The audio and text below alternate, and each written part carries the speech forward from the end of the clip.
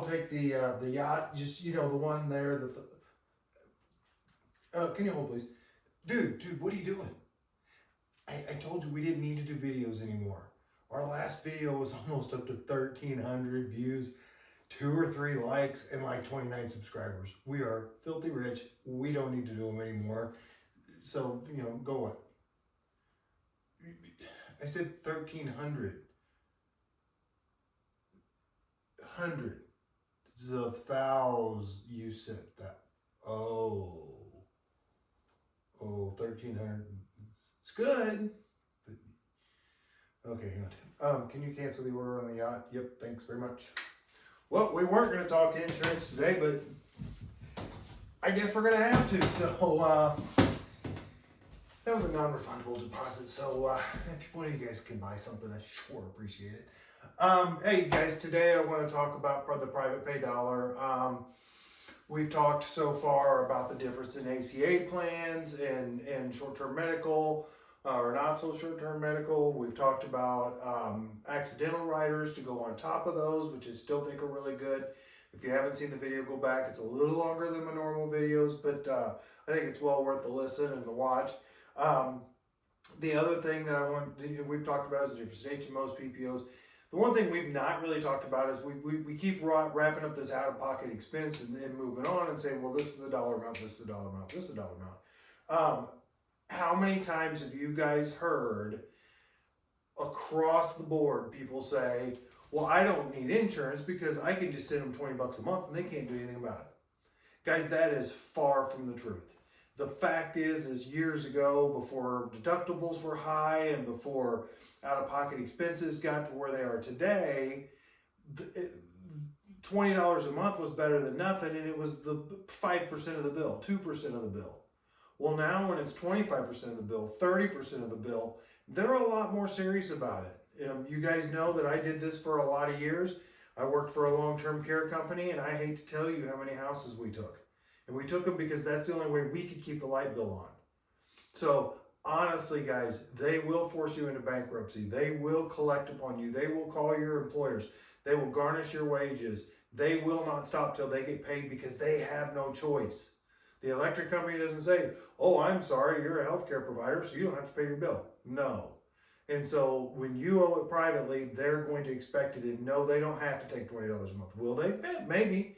If you can get them by that. But we're going to go through a little case scenario of just a run-of-the-mill cancer diagnosis and what that means to you. The other thing I want to kind of throw in here is I also have critical illness policies. These critical illness policies would pay in event of a cancer diagnosis, a heart or stroke, anything like that. They have cash benefits. They'll be paid directly to you if insurance covers more than what the benefit is. You reap the benefit of that, and that's a check you put in the bank. Go back, look at the accidental video I did, and just basically every time I say accidental, substitute critical illness. So they're great policies. Get a hold of me. If you don't have one, I'm a strong believer in them, especially if you have high out-of-pocket expenses. There's also a product out there that I can put together with a term life.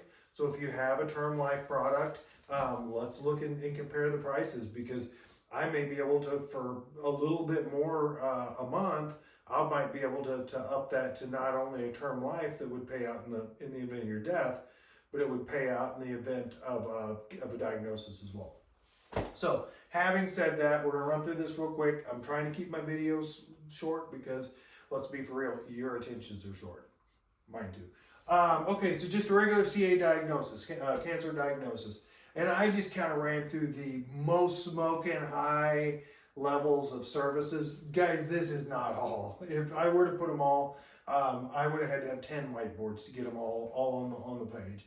So I'm going to say seeing a doctor, specialist, whatever, oncologist is going to be somewhere in between $300 and $600. For this sake of argument, we're going to use $400. So to go to the doctor just to be examined, to get into the door is $400. A blood test, this seemed kind of low to me, but this was on the national statistics. A regular tumor marker blood test is going to run between $70 and $224 a month. For this case scenario, pretty much dead center at $150. PET scan, somewhere in between the neighborhood of $1,300 and $4,600. For this sake of argument, I just picked $2,500. Surgery is $14,161, and on the high side, it's going to be $56,587.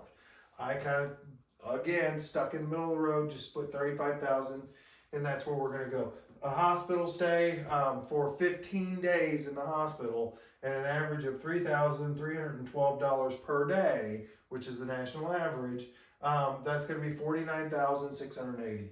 For chemotherapy for 6 months is going to be $27,000.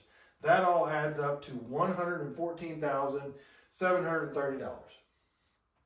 Okay, if you were to successfully negotiate a $20 a month payment, that would take you 478 years to pay off.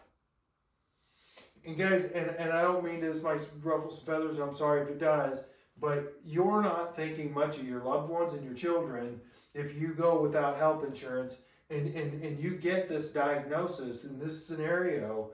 You're leaving your family, and God forbid the worst happen, you're leaving your family with a $114,000 burden on top of losing their loved one.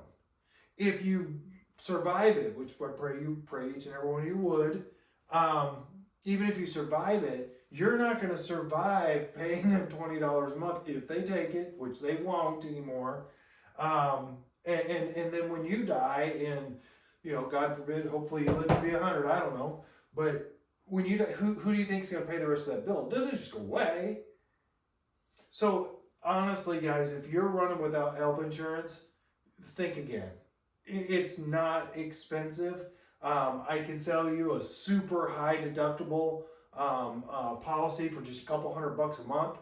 We throw a critical illness rider on top of it. We throw a accident rider on top of that, and kick in telehealth like we talked about the last time around, and you're covered front, middle, and back, and you'll get a check whenever you get that diagnosis, and make something that would be one of the darkest days in your life maybe just a little less dark. That's it. The coolest part of my services is you don't pay me. I work for you for nothing. The insurance company does pay me, and that's how I make my living. But honestly, at the end of the day, using me costs you zero. So reach out. This is my cell phone. Give me a call. You can text me day or night. Love to talk to you guys. Love to help. Love to do what I can to make your situation a little better and protect you and your family. And if there's anything else I can do, just drop me a note and buy something so I don't have to pay for this yacht out of my pocket.